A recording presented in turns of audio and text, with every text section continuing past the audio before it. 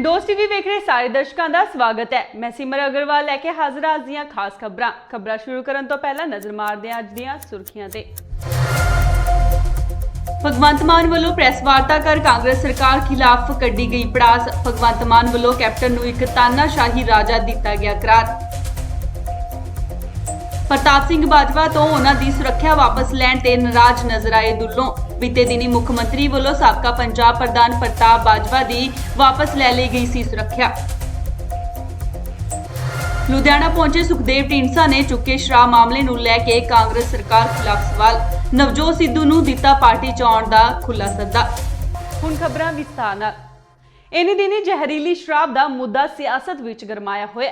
लगातार सियासी आगुओं वालों शराब मामले विच होईयां मौतां नूं लैके कांग्रेस सरकार नूं घेरिया जा रहा है, जिस दे चलदिआं आम आदमी पार्टी दे भगवंत मान वालों एक प्रेस वार्ता कर कांग्रेस सरकार खिलाफ जम के शब्दी हमले किए गए ते भगवंत मान वालों शराब नाल होईयां मौतां पिछे सीधे तौर ते कांग्रेस सरकार नूं जिम्मेवार करार दिता गया।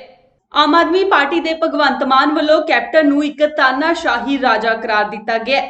दस दी कि भगवंत मान पटियाला आम आदमी पार्टी दे वर्करां नाल मीटिंग करन पहुंचे सन, जिथे उन्हां वालों प्रेस वार्ता की गई।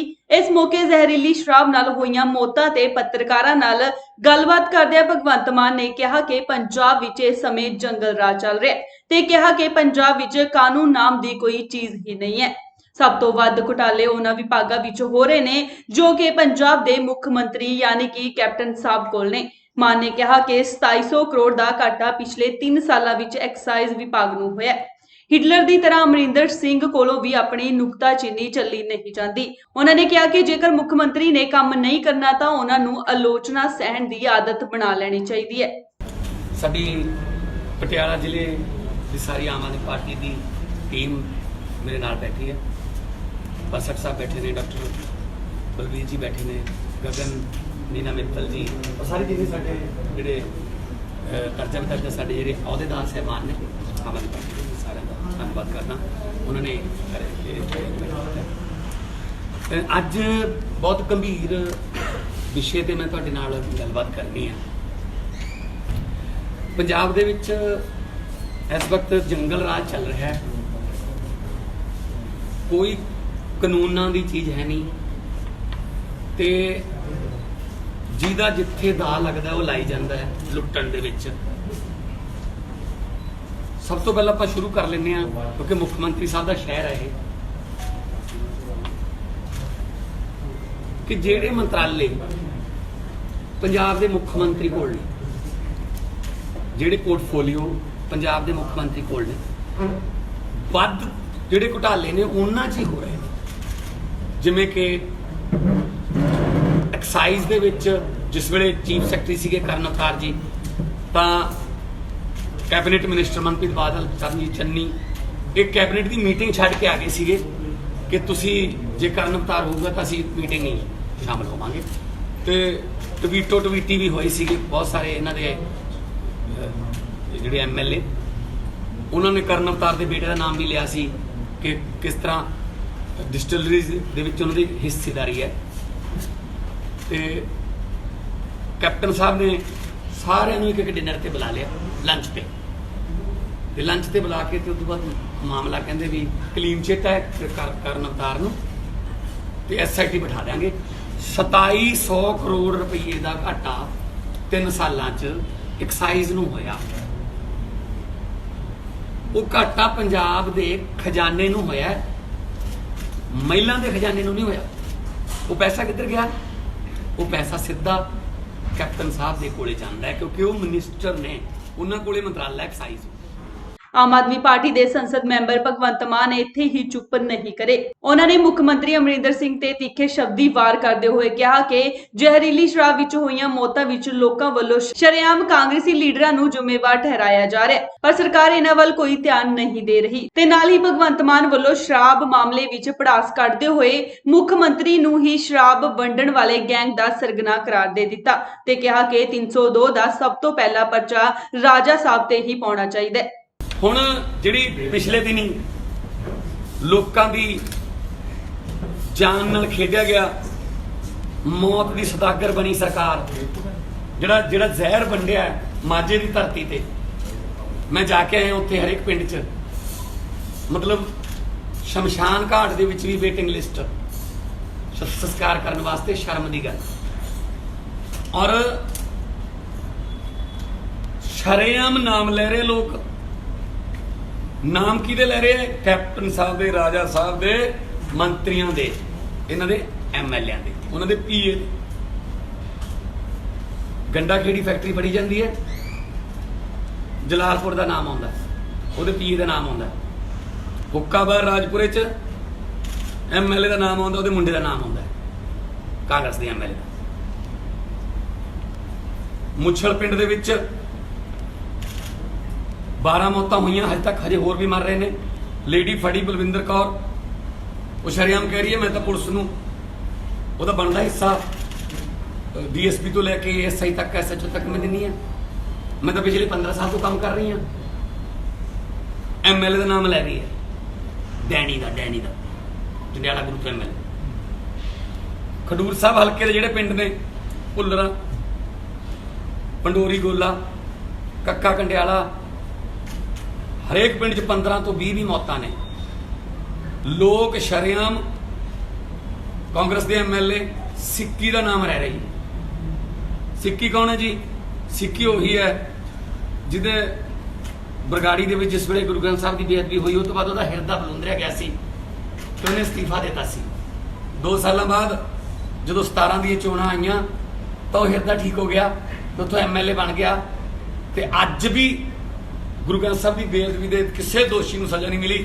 ਪਰ ਸਿੱਕੀ ਦਾ ਹਿਰਦਾ ਬਿਲਕੁਲ ਸੈੱਟ ਹੋ ਗਿਆ ਤੇ ਸਿੱਕੀ ਉਹੀ ਹੈ ਜੀ ਜਿਹਨੇ ਕੈਪਟਨ ਸਾਹਿਬ ਨੂੰ ਜਦੋਂ ਉਹਨਾਂ ਨੇ ਗੁਟਕਾ ਸਾਹਿਬ ਦੀ ਸਹੁੰ ਖਾਧੀ ਸੀ ਗੁਟਕਾ ਫੜਾਇਆ ਸੀ ਜਿਸ ਵੇਲੇ ਤੁਸੀਂ ਵੀਡੀਓ ਦੇਖੋਗੇ ਤਾਂ ਕਹਿੰਦੇ ਸਿੱਕੀ ਜੀ ਗੁਟਕਾ ਫੜਾ ਤੇ ਅੱਜ ਉਹੀ ਬੰਦਾ ਉਹਦਾ ਨਾਮ ਤੇ ਉਹਦੇ ਪੀਏ ਦਾ ਨਾਮ ਜਰਮਨਜੀਤ ਦਾ ਨਾਮ ਉਹਨਾਂ ਦਾ ਨਾਮ ਲੋਕ ਲੈ ਰਹੇ ਨੇ ਕਿ ਇਹ ਬਤਾਉਂਦੇ ਨੇ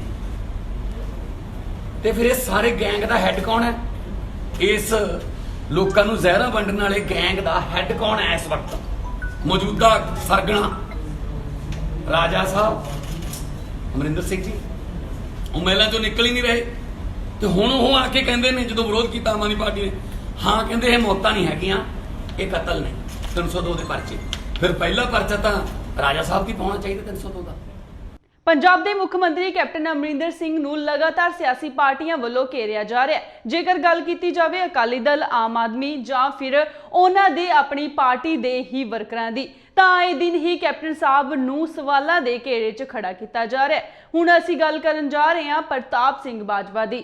ਬੀਤੇ ਦਿਨੀ ਬਾਜਵਾ ਤੋਂ ਕੈਪਟਨ ਵੱਲੋਂ ਉਹਨਾਂ ਦੀ ਸੁਰੱਖਿਆ ਵਾਪਸ ਲੈ ਲਈ ਗਈ ਹੈ, ਜਿਸ ਤੋਂ ਬਾਅਦ ਸ਼ਮਸ਼ੇਰ ਦੁੱਲੋਂ ਵੱਲੋਂ ਕੈਪਟਨ ਖਿਲਾਫ ਨਾਰਾਜ਼ਗੀ ਜ਼ਾਹਰ ਕੀਤੀ ਗਈ ਹੈ। ਪੰਜਾਬ ਦੇ ਮੁੱਖ ਮੰਤਰੀ ਕੈਪਟਨ ਅਮਰਿੰਦਰ ਸਿੰਘ ਵੱਲੋਂ ਕਾਂਗਰਸ ਦੇ ਸਾਬਕਾ ਪੰਜਾਬ ਪ੍ਰਧਾਨ ਪ੍ਰਤਾਪ ਬਾਜਵਾ ਤੋਂ ਸੁਰੱਖਿਆ ਵਾਪਸ ਲੈ ਲਈ ਗਈ ਹੈ। ਇਸ ਗੱਲ ਤੋਂ ਰਾਜ ਸਭਾ ਮੈਂਬਰ ਸ਼ਮਸ਼ੇਰ ਦੁੱਲੋਂ ਕਾਫੀ ਨਾਰਾਜ਼ ਨਜ਼ਰ ਆ ਰਹੇ ਨੇ। ਉਹਨਾਂ ਨੇ ਕਿਹਾ ਕਿ ਇਹ ਸਭ ਜੋ ਹੋ ਰਿਹਾ ਹੈ ਉਹ ਮੁੱਖ ਮੰਤਰੀ ਦੇ ਇਸ਼ਾਰੇ ਤੇ ਹੋ ਰਿਹਾ ਹੈ। ਨਾਲ ਹੀ ਉਹਨਾਂ ਕੈਪਟਨ ਦੇ ਇਸ ਫੈਸਲੇ ਦਾ ਵਿਰੋਧ ਕਰਦਿਆਂ ਕਿਹਾ ਕਿ ਪੰਜਾਬ ਸਰਕਾਰ ਸੁਰੱਖਿਆ ਦੇ ਮਾਮਲੇ 'ਚ ਪੱਖਪਾਤ ਕਰ ਰਹੀ ਹੈ। ਕਈਆਂ ਨੂੰ ਬਿਨਾਂ ਕਿਸੇ ਕਾਰਨ ਸੁਰੱਖਿਆ ਦਿੱਤੀ ਹੋਈ ਹੈ। ਦੁੱਲੋਂ ਮੁਤਾਬਿਕ ਉਹਨਾਂ ਕੋਲ ਸਿਰਫ 3 ਸੁਰੱਖਿਆ ਕਰਮਚਾਰੀ ਨੇ, ਜਦਕਿ ਉਹਨਾਂ ਤੇ 3 ਵਾਰ ਹਮਲਾ ਹੋਇਆ। ਬਾਜਵਾ ਦੀ ਸੁਰੱਖਿਆ ਵਾਪਸ ਲੈਣਾ ਪੰਜਾਬ ਸਰਕਾਰ ਦਾ ਗੁੱਸਾ ਹੈ, ਕਿਉਂਕਿ ਅਸੀਂ ਗੈਂਗਸਟਰਾਂ ਤੇ ਪੰਜਾਬ ਦੇ ਮੰਤਰੀਆਂ ਦੀ ਮਿਲੀਭੁਗਤ ਦੀ ਗੱਲ ਕਰ ਰਹੇ ਹਾਂ। ਦੁੱਲੋਂ ਨੇ ਕਿਹਾ ਕਿ ਉਹ ਇਸ ਬਾਰੇ ਚੁੱਪ ਨਹੀਂ ਬੈਠਣਗੇ। ਮੈਂ ਸਮਝਦਾ ਕਿ ਇਥੋਂ ਪੰਜਾਬ ਸਰਕਾਰ ਦੀ ਕਾਰਗੁਜ਼ਾਰੀ ਦਾ ਪਤਾ ਲੱਗਦਾ ਹੈ, ਕਿਉਂਕਿ ਸਿਕਿਉਰਿਟੀ ਇਹ ਬਾਜਵਾ ਸਾਹਿਬ ਨੂੰ ਇਸ ਪੱਖੋਂ ਦਿੱਤੀ ਸੀ ਕਿਉਂਕਿ ਉਹਦੇ ਤੇ ਮਿਲੀਟੈਂਟ ਅਟੈਕ ਵੀ ਹੋਏ ਸੀ ਤੇ ਉਹਦੇ ਫਾਦਰ ਦਾ ਵੀ ਮਰਡਰ ਹੋਇਆ ਸੀ ਮਿਲੀਟੈਂਟਸੀਆਂ ਵੱਲੋਂ।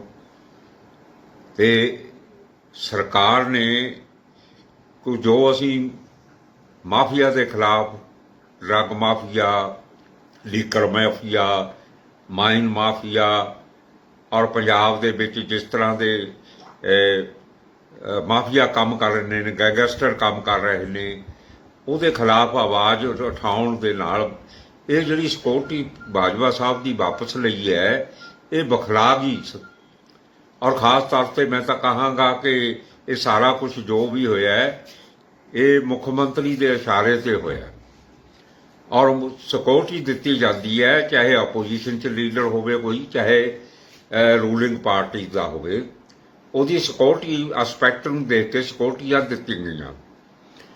ਜੇ ਸਿਕਿਉਰਿਟੀ ਉਹਨਾਂ ਨੇ ਇਸ ਪੱਖੋਂ ਵਾਪਸ ਲਈ ਹੈ ਕਿ ਉਹਨਾਂ ਕੋਲ ਵੱਧ ਸਿਕਿਉਰਿਟੀ ਦੀ ਤੇ ਇਹ ਕੰਮ ਪਹਿਲਾਂ ਇਹ ਬਿਆਨ ਦੇਣ ਤੋਂ ਪਹਿਲਾਂ ਲੈ ਲੈਂਦੇ।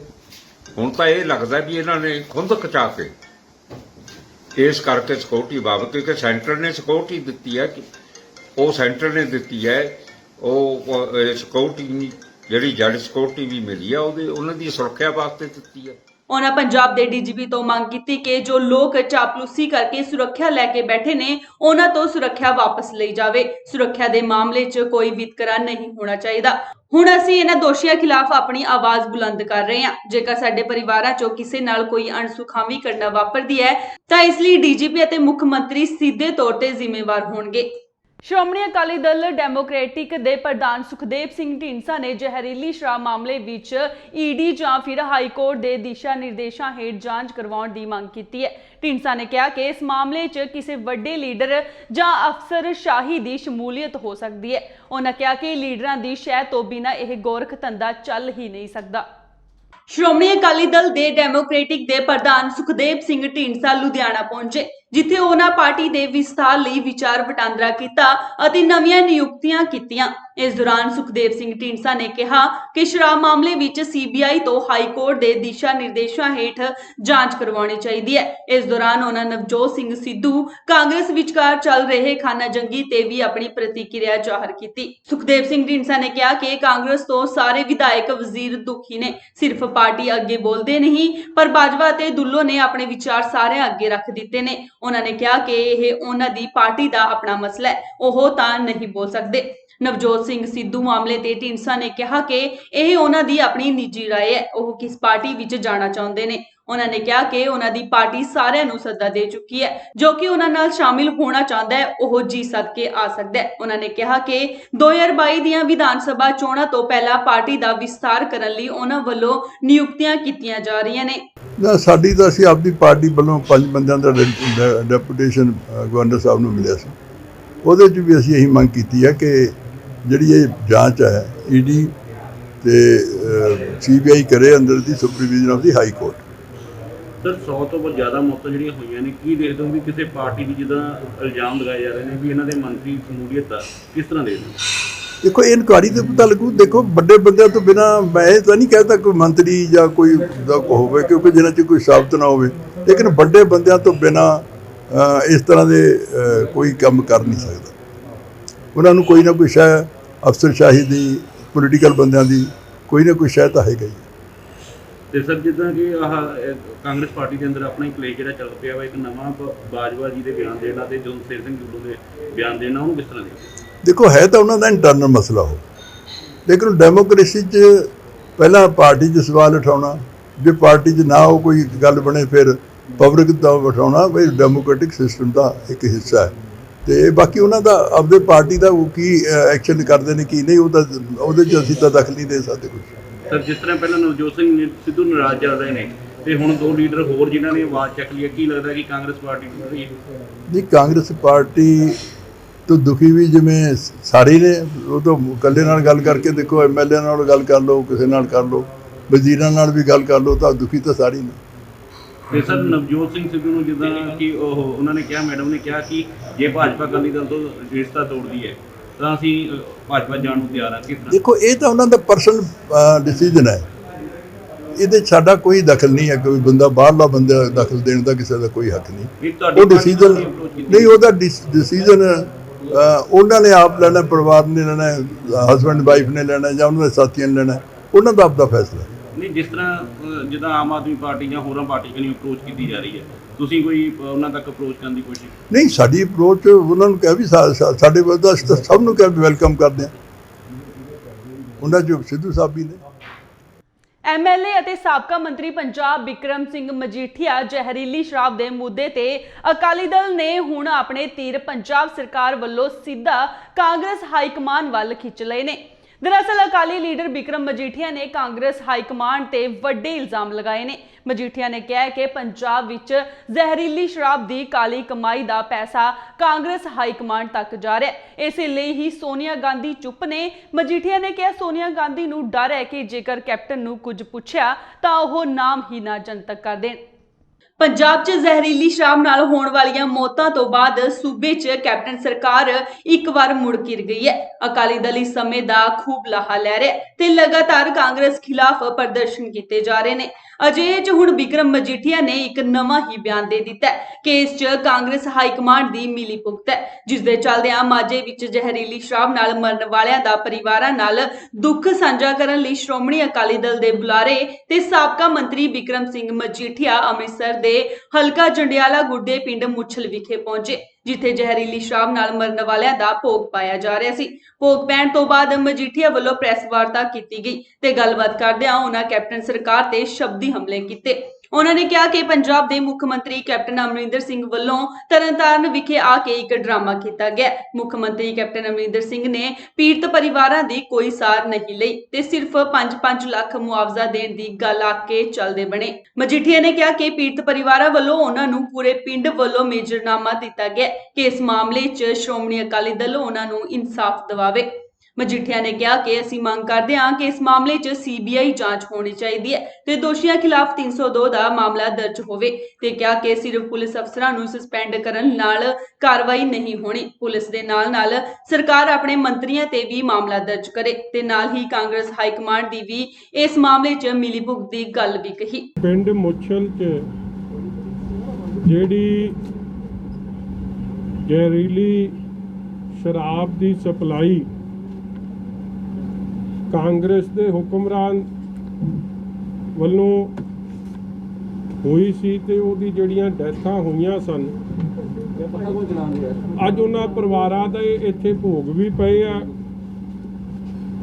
ਔਰ ਗੁਰੂ ਸਾਹਿਬ ਸੱਚੇ ਪਾਤਸ਼ਾਹ ਦੇ ਚਰਨਾਂ 'ਚ ਸਾਰੇ ਪਿੰਡ ਨੇ ਉਹਨਾਂ ਦੇ ਬੱਚਿਆਂ ਵਾਸਤੇ ਬੱਚੀਆਂ ਵਾਸਤੇ ਜਿਹੜਾ ਪਰਿਵਾਰ ਪਿੱਛੇ ਰਹਿ ਗਿਆ ਉਹਨਾਂ ਵਾਸਤੇ ਉਹਨਾਂ ਤੇ ਗੁਰੂ ਮਹਾਰਾਜ ਆਪਣਾ ਮਿਹਰ ਭਰਿਆ ਹੱਥ ਬਣਾਈ ਰੱਖਣ, ਉਹਦੀ ਅਰਦਾਸ ਕੀਤੀ ਹੈ ਔਰ ਜਿਹੜਾ ਚਲੇ ਗਿਆ ਉਹਦੇ ਵਾਸਤੇ ਵੀ ਅਰਦਾਸ ਅੱਜ ਇੱਥੇ ਨਗਰ ਨਿਵਾਸੀਆਂ ਨੇ ਅਖੰਡ ਪਾਠ ਸਾਹਿਬ ਰਖਾਏ ਸੀ, ਅੱਜ ਸਾਰਿਆਂ ਨੇ ਰਲ ਮਿਲ ਕੇ ਕੀਤੀ। ਔਰ ਵੱਡੀ ਗੱਲ ਹੈ ਕਿ ਮੈਂ ਆਹ ਕਾਪੀ ਤੁਹਾਨੂੰ ਦੇ ਰਿਹਾ ਜਿੱਥੇ ਪਿੰਡ ਦੇ ਜਿਹੜੇ 8 ਨੇ ਜੀ 8 ਪਰਿਵਾਰਾਂ ਨੇ 9 ਪਰਿਵਾਰਾਂ ਨੇ ਜਿਹੜਾ ਇੱਕ ਮਤਾ ਮੰਗ ਪੱਤਰ ਇੱਥੇ ਇਹ ਮੈਂ ਸਾਰਾ ਹੀ ਤੁਹਾਨੂੰ ਭੇਜ ਦੂੰਗਾ, ਇਹਨਾਂ ਨੇ ਦਿੱਤਾ ਹੈ ਜਿੱਥੇ ਇਹਨਾਂ ਨੇ ਕੈਪਟਨ ਅਮਰਿੰਦਰ ਸਿੰਘ ਦੇ ਵਾਸਤੇ ਇਹ ਮੰਗ ਪੱਤਰ ਦਿੱਤਾ ਹੈ, ਜਿੱਥੇ 9 ਪਰਿਵਾਰਾਂ ਦੇ ਉਹਨਾਂ ਦੇ ਸਾਈਨ ਨੇ ਕਿ ਇੱਕ ਤਾਂ 302 ਦਾ ਪਰਚਾ ਕਤਲ ਦਾ ਪਰਚਾ ਜਿਨ੍ਹਾਂ ਲੋਕਾਂ ਨੇ ਇਹ ਸ਼ਰਾਬ ਜ਼ਹਿਰੀਲੀ ਸ਼ਰਾਬ ਵੰਡੀ ਹੈ, ਜਿਨ੍ਹਾਂ ਕਾਰਖਾਨਿਆਂ ਤੋਂ ਆਈ ਹੈ ਔਰ ਜਿਹੜੇ ਸਿਆਸੀ ਲੋਕਾਂ ਦੀ ਕਾਂਗਰਸ ਪਾਰਟੀ ਦੇ ਸਰਪ੍ਰਸਤੀ ਹੈ ਉਹਨਾਂ ਦੇ ਖਿਲਾਫ ਜਿਹੜੇ ਵੀ ਇਨਵੋਲਵ ਹੈ 302 ਦਾ ਪਰਚਾ ਦਰਜ ਹੋ। ਇਹ ਸਾਰੇ ਮੁੱਦੇ ਦੀ ਨਿਰਪੱਖ ਜਾਂਚ ਹਾਈ ਕੋਰਟ CBI करे ਤਾਂ ਸੱਚ ਸਾਹਮਣੇ ਆਊਗਾ, ਨਹੀਂ ਤਾਂ ਸਾਰਾ ਜਿਹੜਾ ਕਵਰ ਅਪ ਆਪਰੇਸ਼ਨ ਚੱਲ ਰਿਹਾ। ਇਸ ਗੱਲ ਦੀ ਬੜੀ ਵੱਡੀ ਸ਼ੰਕਾ ਪੋਲੀਟੀਕਲ ਸਰਕਲ 'ਚ ਚੱਲ ਰਹੀ ਹੈ ਕਿ ਇਹ ਸਾਰਾ 9 ਨੰਬਰ ਦਾ ਪੈਸਾ ਕਾਂਗਰਸ ਹਾਈ ਕਮਾਂਡ ਨੂੰ ਜਾ ਰਿਹਾ ਸੀ, ਇਸ ਲਈ ਕਾਂਗਰਸ ਦੀ ਹਾਈ ਕਮਾਂਡ ਚੁੱਪ ਬੈਠੀ। ਇਹ 5600 ਕਰੋੜ ਦਾ ਜਿਹੜਾ ਪੰਜਾਬ ਦੇ ਮਾਲੀਏ ਦਾ ਘਾਟਾ ਹੈ, ਇਹਦੀਆਂ ਤਾਰਾਂ ਕਹਿੰਦੇ ਜੁੜੀਆਂ ਨੇ ਦਿੱਲੀ ਤੱਕ। ਇਸ ਗੱਲ ਦਾ ਹੀ ਰੌਲਾ ਪੈ ਰਿਹਾ ਕਿ ਉਹ ਬੋਲ ਕਿਉਂ ਨਹੀਂ ਰਹੇ, ਕਿ ਉਹਨਾਂ ਨੂੰ ਡਰ ਹੈ ਕਿ ਕੈਪਟਨ ਇਹਨਾਂ ਦੇ ਨਾਲ ਲੈ ਦੂਗਾ। ਅਬੋਹਰ ਤੋਂ ਇੱਕ ਅਜਿਹਾ ਮਾਮਲਾ ਸਾਹਮਣੇ ਆਇਆ ਹੈ ਜਿੱਥੇ ਕਿ ਇੱਕ ਪੈਲੇਸ ਵਿੱਚ ਪੈਲੇਸ ਵਾਲਿਆਂ ਵੱਲੋਂ ਹੀ ਦੇਹ ਵਪਾਰ ਦਾ ਧੰਦਾ ਚਲਾਇਆ ਜਾ ਰਿਹਾ ਸੀ। ਪੁਲਿਸ ਵੱਲੋਂ ਗੁਪਤ ਸੂਚਨਾ ਦੇ ਆਧਾਰ ਤੇ ਉੱਥੇ ਜਦੋਂ ਰੇਡ ਕੀਤੀ ਗਈ ਤਾਂ ਮੌਕੇ ਤੇ 2 ਔਰਤਾਂ ਸਮੇਤ 7 ਜਣਿਆਂ ਨੂੰ ਕਾਬੂ ਕੀਤਾ ਗਿਆ। ਇੱਥੇ ਇਹ ਵੀ ਕਿਹਾ ਜਾ ਰਿਹਾ ਹੈ ਕਿ ਜਿਸ ਬਿਲਡਿੰਗ ਨੂੰ ਪੈਲੇਸ ਵਜੋਂ ਵਰਤਿਆ ਜਾ ਰਿਹਾ ਹੈ ਉਹ ਇੱਕ ਸਰਕਾਰੀ ਬਿਲਡਿੰਗ ਹੈ। ਫਿਲਹਾਲ ਇਹ ਗੱਲ ਸਾਫ਼ ਤਾਂ ਨਹੀਂ ਹੋਈ, ਪਰ ਪੁਲਿਸ ਵੱਲੋਂ ਇਸ ਦੀ ਜਾਂਚ ਕੀਤੀ ਜਾ ਰਹੀ ਹੈ। ਅਬੋਹਰ ਸ਼ਹਿਰ ਦੇ ਬਿਲਕੁਲ ਵਿਚਕਾਰ ਸਥਿਤ ਇੱਕ ਪੈਲਸ ਨੂੰ ਦੇਹ ਵਪਾਰ ਦੇ ਅੱਡੇ ਵਜੋਂ ਵਰਤੇ ਜਾਣ ਦਾ ਮਾਮਲਾ ਸਾਹਮਣੇ ਆਇਆ ਹੈ। ਜਿਸ ਬਿਲਡਿੰਗ ਨੂੰ ਪੈਲਸ ਦਾ ਰੂਪ ਦੇ ਕੇ ਇਸ ਨੂੰ ਠੇਕੇ ਤੇ ਦਿੱਤਾ ਗਿਆ ਹੈ, ਉਹ ਨਗਰ ਨਿਗਮ ਦੀ ਦੱਸੀ ਜਾ ਰਹੀ ਹੈ। ਪੁਲਿਸ ਦੀ ਹੋਈ ਰੇਡ ਦੌਰਾਨ ਇਸ ਬਿਲਡਿੰਗ, ਜਿਸ ਨੂੰ ਅਬੋਹਰ ਪੈਲਸ ਦਾ ਨਾਮ ਵਜੋਂ ਜਾਣਿਆ ਜਾਂਦਾ ਹੈ, ਦੇ ਉੱਪਰ ਵਾਲੇ ਹਿੱਸੇ 'ਚ ਬਣੇ ਕਮਰਿਆਂ ਵਿੱਚੋਂ ਇੱਕ ਲੜਕੀ ਤੇ ਇੱਕ ਔਰਤ ਸਣੇ 4 ਵਿਅਕਤੀਆਂ ਨੂੰ ਕਾਬੂ ਕੀਤਾ ਗਿਆ। ਜਾਣਕਾਰੀ ਮੁਤਾਬਿਕ ਅਬੋਹਰ ਦੇ ਭਗਤ ਸਿੰਘ ਚੌਂਕ 'ਚ ਸਥਿਤ ਅਬੋਹਰ ਪੈਲਸ ਵਿੱਚ ਪੁਲਿਸ ਵੱਲੋਂ ਮਾਰੀ ਗਈ ਰੇਡ ਦੌਰਾਨ ਇਹਨਾਂ ਨੂੰ ਕਾਬੂ ਕੀਤਾ ਗਿਆ। ਇਸ ਦੌਰਾਨ ਆਪੱਤੀਜਨਕ ਚੀਜ਼ਾਂ ਵੀ ਬਰਾਮਦ ਹੋਈਆਂ ਨੇ। ਪੁਲਿਸ ਨੇ ਇਹਨਾਂ ਨੂੰ ਹਿਰਾਸਤ ਵਿੱਚ ਲੈ ਲਿਆ ਅਤੇ ਇਹਨਾਂ ਖਿਲਾਫ ਇਮੋਰਲ ਟ੍ਰੈਫਿਕ ਪ੍ਰੀਵੈਂਸ਼ਨ ਐਕਟ ਦੀ ਧਾਰਾ 1956 ਦੇ ਸੈਕਸ਼ਨ 3, 4, 5, 7 ਅਤੇ ਧਾਰਾ 188 ਤੇ ਡਿਜ਼ਾਸਟਰ ਮੈਨੇਜਮੈਂਟ ਐਕਟ 2005 ਦੀ 51B ਤਹਿਤ ਮੁਕੱਦਮਾ ਦਰਜ ਕੀਤਾ ਗਿਆ। ਪੁਲਿਸ ਅਨੁਸਾਰ ਪਿਛਲੇ ਲੰਮੇ ਸਮੇਂ ਤੋਂ ਪੈਲਸ 'ਚ ਦੇਹ ਵਪਾਰ ਦਾ ਕਾਰੋਬਾਰ ਚਲਾਇਆ ਜਾ ਰਿਹਾ ਹੈ ਅਤੇ ਮੁਖਬਰ ਨੇ ਇਸ ਦੀ ਸੂਚਨਾ ਦਿੱਤੀ ਤਾਂ ਪੁਲਿਸ ਨੇ ਕਾਰਵਾਈ ਅਮਲ 'ਚ ਲਿਆਂਦੀ। ਪੁਲਿਸ ਅਨੁਸਾਰ ਅਬੋਹਰ ਪੈਲਸ ਦਾ ਠੇਕੇਦਾਰ ਪ੍ਰਦੀਪ ਖੁਰਾਨਾ ਉਰਫ ਹੈਪੀ ਅਤੇ ਪੈਲਸ ਦਾ ਮੈਨੇਜਰ ਰਾਮਾ ਬਾਹਰੋਂ ਆਉਣ ਵਾਲੀਆਂ ਜਨਾਨੀਆਂ ਅਤੇ ਇਹਨਾਂ ਨਾਲ ਆਉਣ ਵਾਲੇ ਬੰਦਿਆਂ ਤੋਂ ਪੈਸੇ ਲੈਂਦੇ ਸਨ। ਇਸ ਮਾਮਲੇ ਵਿੱਚ ਪੁਲਿਸ ਨੇ ਇਸ ਪੈਲਸ ਦੇ ਠੇਕੇਦਾਰ ਤੇ ਅਬੋਹਰ ਦੀ ਵਾਸੀ ਪ੍ਰਦੀਪ ਖੁਰਾਨਾ ਉਰਫ happy, manager Abohar palace Jinder Kumar ਉਰਫ ਵਾਸੀ ਸੁਖੇਰਾ ਬਸਤੀ, ਗਲੀ ਨੰਬਰ 12 ਅਬੋਹਰ, ਕੁਲਦੀਪ ਸਿੰਘ ਵਾਸੀ ਸਿਵਲ ਲਾਈਨ ਫਾਜ਼ਿਲਿਕਾ, ਸ਼ਸ਼ੀ ਕੁਮਾਰ ਪੰਬ ਵਾਸੀ ਬੋਦੀਵਾਲ ਪਿੱਥਾ, ਸਾਹਿਬ ਰਾਮ ਵਾਸੀ ਖੂਈਖੇੜਾ, ਸਿਮਰਨ ਕੌਰ ਉਰਫ ਪਿੰਕੀ ਅਤੇ ਪ੍ਰਵਿੰਦਰ ਕੌਰ ਨੂੰ ਨਾਮਜ਼ਦ ਕੀਤਾ ਗਿਆ। ਥਾਣਾ ਸਿਟੀ 1 ਦੇ SHO ਅੰਗਰੇਜ਼ ਕੁਮਾਰ ਨੇ ਦੱਸਿਆ ਕਿ ਪੈਲਸ ਵਿੱਚ ਦੇਹ ਵਪਾਰ ਦਾ ਧੰਦਾ ਚੱਲਦਾ ਸੀ ਤੇ ਪੁਲਿਸ ਨੇ ਮੁਖਬਰ ਦੀ ਸੂਚਨਾ ਤੇ ਕਾਰਵਾਈ ਕੀਤੀ ਅਤੇ 2 ਔਰਤਾਂ ਸਣੇ 4 ਵਿਅਕਤੀਆਂ ਨੂੰ ਕਾਬੂ ਕਰਕੇ 7 ਜਣਿਆਂ ਖਿਲਾਫ ਮੁਕੱਦਮਾ ਦਰਜ ਕੀਤਾ ਗਿਆ। ਪੁਲਿਸ ਅੱਗੇ ਦੀ ਕਾਰਵਾਈ ਕਰ ਰਹੀ ਹੈ। ਜਦੋਂ ਪੁਲਿਸ ਵੱਲੋਂ ਇਸ ਬਿਲਡਿੰਗ ਦੇ ਸਰਕਾਰੀ ਬਿਲਡਿੰਗ ਹੋਣ ਬਾਰੇ ਪੁੱਛਿਆ ਗਿਆ ਤਾਂ ਉਹਨਾਂ ਨੇ ਕਿਹਾ ਕਿ ਇਸ ਗੱਲ ਦਾ ਖੁਲਾਸਾ ਨਹੀਂ ਹੋਇਆ, ਇਸ ਦੀ ਜਾਂਚ ਕੀਤੀ ਜਾ ਰਹੀ ਹੈ। ਅੱਜ ਸ਼ਾਮ ਦੇ ਕਰੀਬ ਸਾਨੂੰ ਗੁਪਤ ਸੂਚਨਾ ਮਿਲੀ ਕਿ ਅਬੋਹਰ ਪੈਲਸ ਤੇ ਜਿਹੜਾ ਮੈਨੇਜਰ ਹੈ ਰਜਿੰਦਰ ਕੁਮਾਰ, ਜਿਹੜਾ ਕਿ ਦੇਹ ਵਪਾਰ ਦਾ ਧੰਦਾ ਕਰਾਉਂਦਾ, ਸੂਚਨਾ ਦੇ ਆਧਾਰ ਤੇ ਰੇਡ ਕੀਤਾ ਗਿਆ, ਜਿੱਥੋਂ 4 ਜੈਂਟਸ ਤੇ 2 ਲੇਡੀਜ਼ ਨੂੰ ਮੌਕੇ ਤੇ ਗ੍ਰਿਫਤਾਰ ਕੀਤਾ ਗਿਆ। ਇੱਕ ਦੋਸ਼ੀ ਫਰਾਰ ਹੈ। ਪੁਲਿਸ ਨੇ ਕਿੰਨੇ ਖਿਲਾਫ ਜਿਹੜਾ ਪਰਚਾ ਦਰਜ ਕੀਤਾ ਹੈ? ਪੁਲਿਸ ਨੇ 2 ਲੇਡੀਜ਼ ਤੇ 5 ਜੈਂਟਸ ਦੇ ਖਿਲਾਫ ਪਰਚਾ ਦਰਜ ਕੀਤਾ। ਲੜਕੀਆਂ ਦਾ ਪਤਾ ਲੱਗਿਆ ਕਿੱਥੋਂ ਦੀਆਂ ਸੀ ਜਾਂ ਕੋਈ ਪਹਿਲਾਂ ਹੀ ਇਸ ਤਰ੍ਹਾਂ ਦੇ ਕੰਮ 'ਚ ਜਿਹੜੀਆਂ ਇਨਵੋਲਵਮੈਂਟ ਉਹਨਾਂ ਦੀ ਰਹੀ ਹੈ ਕਿਸੇ ਤਰ੍ਹਾਂ? ਉਹਦੇ ਬਾਰੇ ਇਨਵੈਸਟੀਗੇਸ਼ਨ ਕੀਤੀ ਜਾ ਰਹੀ ਹੈ। ਜੋ ਇਨਵੈਸਟੀਗੇਸ਼ਨ ਦਾ ਸਾਹਮਣੇ ਆਏਗਾ ਕਾਰਵਾਈ ਕੀਤੀ ਜਾਏਗੀ। ਵੈਸੇ ਜਿਹੜਾ ਅਬੋਹਰ ਪੈਲੇਸ ਸਰਕਾਰੀ ਬਿਲਡਿੰਗ ਹੈਗੀ ਹੈ ਜਿਹੜੀ ਕਮੇਟੀ ਦੀ ਜਿਹੜੀ? ਇਹਦੇ ਬਾਰੇ ਅਜੇ ਪਤਾ ਕੀਤਾ ਜਾਏਗਾ।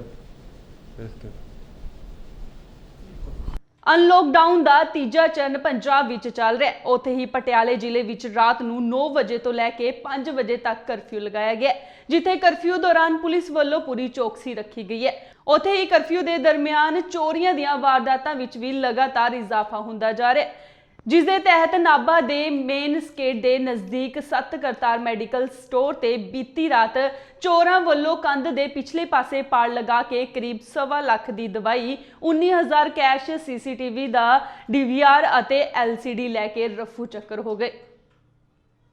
ਨਾਭਾ ਵਿਖੇ ਭਾਵੇਂ ਰਾਤ ਨੂੰ 9 ਵਜੇ ਤੋਂ ਲੈ ਕੇ ਸਵੇਰੇ 5 ਵਜੇ ਤੱਕ ਕਰਫਿਊ ਲੱਗਾ ਹੋਇਆ ਹੈ, ਪਰ ਕਰਫਿਊ ਦੇ ਦਰਮਿਆਨ ਚੋਰ ਸਰਗਰਮ ਵਿਖਾਈ ਦੇ ਰਹੇ ਨੇ। ਨਾਭਾ ਵਿਖੇ 7 ਕਰਤਾਰ ਮੈਡੀਕਲ ਸਟੋਰ ਤੇ ਚੋਰਾਂ ਵੱਲੋਂ ਬੀਤੀ ਰਾਤ ਪਿਛਲੇ ਪਾਸੇ ਪਾੜ ਲਗਾ ਕੇ ਦੁਕਾਨ ਅੰਦਰ ਪਿਆ ਕੀਮਤੀ ਸਮਾਨ ਚੋਰੀ ਕਰਕੇ ਰਫੂ ਚੱਕਰ ਹੋ ਗਏ। ਚੋਰਾਂ ਵੱਲੋਂ ਸਭ ਤੋਂ ਪਹਿਲਾਂ ਦੁਕਾਨ ਅੰਦਰ ਲੱਗੇ CCTV ਕੈਮਰੇ ਦੀ DVR ਨੂੰ ਆਪਣਾ ਨਿਸ਼ਾਨਾ ਬਣਾਇਆ ਗਿਆ। ਉਸ ਤੋਂ ਬਾਅਦ ਦੁਕਾਨ ਅੰਦਰ ਪਏ 19,000 ਕੈਸ਼ ਅਤੇ ਕੀਮਤੀ ਦਵਾਈਆਂ ਲੈ ਗਏ। ਪੁਲਿਸ ਵੱਲੋਂ ਹੁਣ ਚੋਰਾਂ ਨੂੰ ਫੜਨ ਦੀ ਗੱਲ ਕਹੀ ਜਾ ਰਹੀ ਹੈ। ਭਾਵੇਂ ਕਿ ਇੱਕ ਪਾਸੇ ਕਰਫਿਊ ਲੱਗਿਆ ਪਰ ਫਿਰ ਵੀ ਚੋਰ ਸਰਗਰਮ ਵਿਖਾਈ ਦੇ ਰਹੇ ਨੇ। ਇਸ ਮੌਕੇ ਤੇ ਪੀੜਤ ਬਲਵਿੰਦਰ ਸਿੰਘ ਨੇ ਕਿਹਾ ਕਿ ਜਦੋਂ ਮੈਂ ਸਵੇਰੇ ਦੁਕਾਨ ਤੇ ਆਇਆ, ਮੈਨੂੰ ਉਦੋਂ ਹੀ ਪਤਾ ਲੱਗਿਆ ਕਿ ਚੋਰਾਂ ਵੱਲੋਂ ਚੋਰੀ ਕੀਤੀ ਗਈ ਹੈ ਅਤੇ ਦੁਕਾਨ ਅੰਦਰ ਲੱਗੇ DVR, LCD, 19,000 ਕੈਸ਼ ਅਤੇ ਹੋਰ ਕੀਮਤੀ ਦਵਾਈਆਂ ਲੈ ਕੇ ਰਫੂ ਚੱਕਰ ਹੋ ਗਏ ਤੇ ਉਸ ਦੀ ਦੁਕਾਨ ਵਿੱਚੋਂ ਕਰੀਬ 1.25 ਲੱਖ ਦੀ ਚੋਰੀ ਹੋ ਗਈ। ਰਾਤੀ ਮੈਂ 8:20 ਤੇ ਦੁਕਾਨ ਬੰਦ ਕਰਕੇ ਚਲਿਆ ਗਿਆ ਸੀ ਜੀ, ਤੇ ਜਦੋਂ ਸਵੇਰੇ 9 ਵਜੇ ਮੈਂ ਆ ਕੇ ਦੇਖਿਆ ਤਾਂ ਮੇਰੀ ਦੁਕਾਨ ਦਾ ਮੈਂ ਅੰਦਰ ਵੜਿਆ, ਸ਼ਟਰ ਖੋਲ੍ਹ ਕੇ ਦੇਖਿਆ ਵੀ TV ਹੈ ਨਹੀਂ। ਮੈਂ ਹੈਰਾਨ ਹੋ ਗਿਆ ਵੀ ਸ਼ਟਰ ਸਾਫ਼ ਤਾਂ ਹੈ, ਵੀ ਕਿਉਂ, ਵੀ ਕੈਮਰੇ ਵੀ ਪੱਟੇ ਪਏ ਨੇ।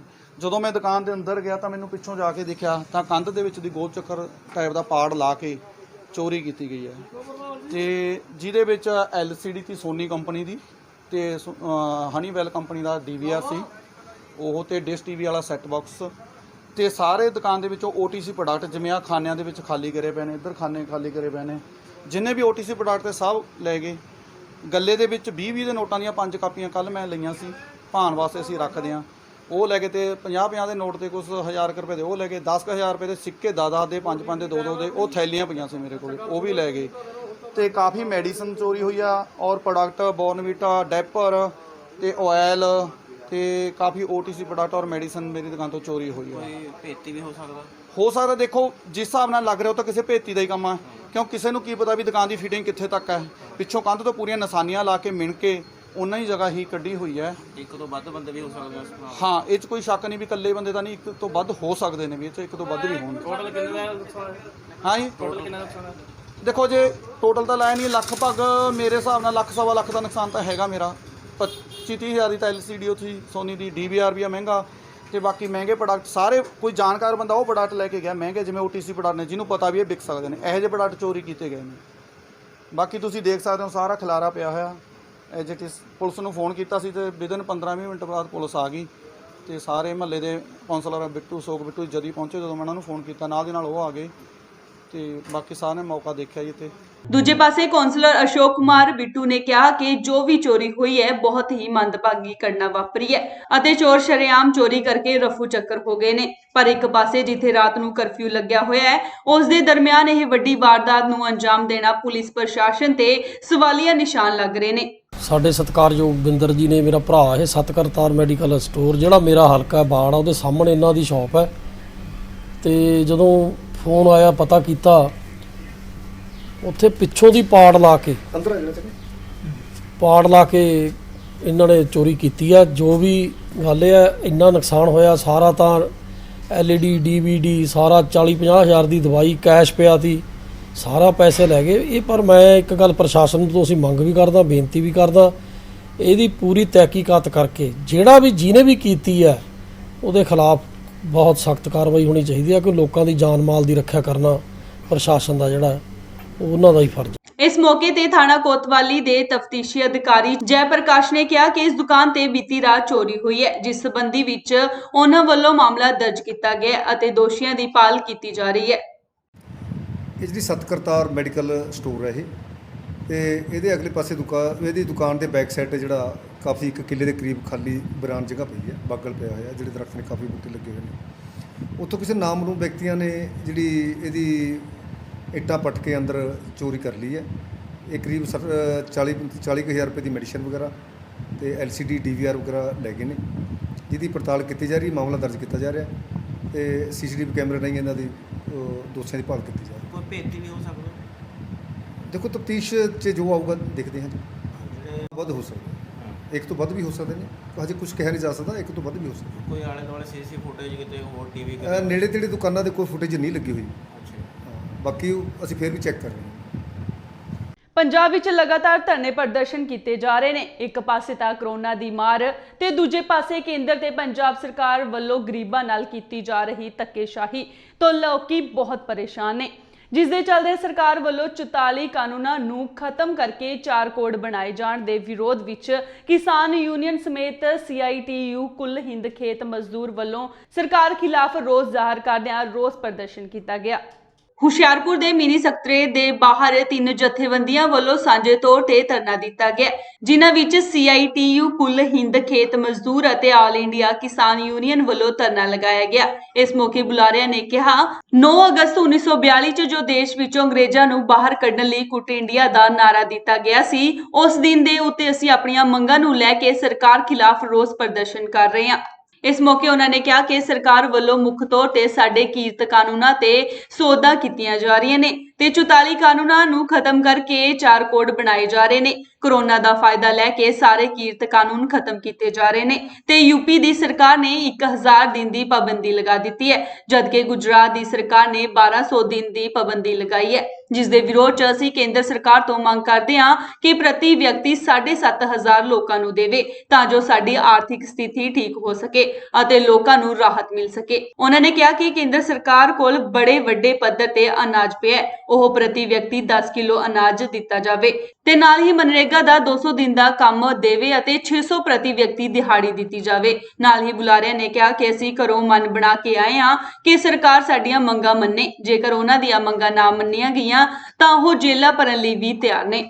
ਅੱਜ ਸਾਡੀਆਂ 3 ਜਥੇਬੰਦੀਆਂ CITU, ਕੁੱਲ ਹਿੰਦ ਖੇਤ ਮਜ਼ਦੂਰ ਯੂਨੀਅਨ ਤੇ ਆਲ ਇੰਡੀਆ ਕਿਸਾਨ ਸਭਾ ਵੱਲੋਂ 9 ਅਗਸਤ 1942 ਨੂੰ ਜੋ ਦੇਸ਼ ਦੇ ਅੰਦਰ ਅੰਗਰੇਜ਼ਾਂ ਨੂੰ ਬਾਹਰ ਕੱਢਣ ਲਈ ਕੁੱਟ ਇੰਡੀਆ ਦਾ ਨਾਅਰਾ ਦਿੱਤਾ ਸੀ, ਉਸ ਦਿਨ ਦੇ ਉੱਤੇ ਅੱਜ ਅਸੀਂ ਆਪਣੀਆਂ ਮੰਗਾਂ ਨੂੰ ਲੈ ਕੇ, ਜਿਹਦੇ ਵਿੱਚ ਮੁੱਖ ਤੌਰ ਦੇ ਉੱਤੇ ਜਿਹੜੇ ਸਾਡੇ ਕਿਰਤ ਕਾਨੂੰਨ ਆ ਉਹਨਾਂ ਦੇ ਜਿਹੜੀ ਸੋਧਾਂ ਕੀਤੀਆਂ ਜਾ ਰਹੀਆਂ, 44 ਕਾਨੂੰਨਾਂ ਨੂੰ ਖਤਮ ਕਰਕੇ 4 ਕੋਡ ਬਣਾਏ ਜਾ ਰਹੇ ਆ।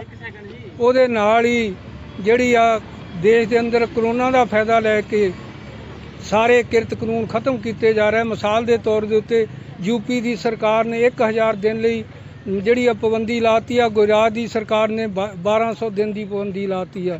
ਉਹਦੇ ਵਿਰੋਧ ਵਿੱਚ ਔਰ ਅਸੀਂ ਇਹ ਮੰਗ ਕਰ ਰਹੇ ਹਾਂ ਕਿ ਕੇਂਦਰ ਦੀ ਸਰਕਾਰ 7,500 ਰੁਪਈਆ ਪ੍ਰਤੀ ਵਿਅਕਤੀ ਉਹ ਲੋਕਾਂ ਨੂੰ ਦੇਵੇ ਤਾਂ ਜੋ ਸਾਡੀ ਇਕਨੋਮੀ ਵੀ ਠੀਕ ਹੋ ਸਕੇ, ਲੋਕਾਂ ਨੂੰ ਕੁਝ ਰਾਹਤ ਮਿਲ ਸਕੇ। ਅਸੀਂ ਇਹ ਵੀ ਮੰਗ ਕਰਦੇ ਹਾਂ ਕਿ ਕੇਂਦਰ ਦੀ ਸਰਕਾਰ, ਸਾਡੇ ਕੋਲ ਬਹੁਤ ਵੱਡੀ ਪੱਧਰ ਤੇ ਅਨਾਜ ਪਿਆ ਆ, 10 ਕਿਲੋ ਪ੍ਰਤੀ ਜੀ ਉਹ ਕਣਕ ਜਾਂ ਮਤਲਬ ਜਿਹੜੀ ਆ ਚੌਲ ਉਹਨਾਂ ਨੂੰ ਮਤਲਬ ਦਿੱਤਾ ਜਾਵੇ ਲੋਕਾਂ ਨੂੰ। ਨਾਲ ਮਨਰੇਗਾ ਦਾ 200 ਦਿਨ ਦਾ ਕੰਮ ਸਾਲ ਵਿੱਚ ਔਰ 600 ਰੁਪਏ ਦਿਹਾੜੀ ਜਿਹੜੀ ਆ ਉਹ ਦਿੱਤੀ ਜਾਵੇ। ਇਸੇ ਤਰ੍ਹਾਂ ਦੂਸਰੀਆਂ ਖੇਤ ਮਜ਼ਦੂਰਾਂ ਦੀਆਂ ਮੰਗਾਂ ਨੂੰ ਲੈ ਕੇ ਤੇ ਹੋਰ ਮਸਲੇ ਲੈ ਕੇ ਅਸੀਂ ਲਗਾਤਾਰ ਵੱਡੀ ਪੱਧਰ ਦੇ ਉੱਤੇ ਅੱਜ ਅਸੀਂ ਦੇਸ਼ ਪੱਧਰ ਦੇ ਉੱਤੇ ਗ੍ਰਿਫਤਾਰੀਆਂ ਦੇ ਰਹੇ ਹਾਂ 3 ਜਥੇਬੰਦੀਆਂ ਵੱਲੋਂ। ਔਰ ਸਾਨੂੰ ਇਸ ਗੱਲ ਦਾ ਖੁਸ਼ੀ ਆ ਕਿ ਦੂਸਰੀਆਂ ਜਥੇਬੰਦੀਆਂ ਵੀ ਸਾਡੇ ਇਸ ਘੋਲ ਦੇ ਵਿੱਚ ਸਾਡੇ ਸਮਰਥਨ ਵਿੱਚ ਆ ਰਹੀਆਂ।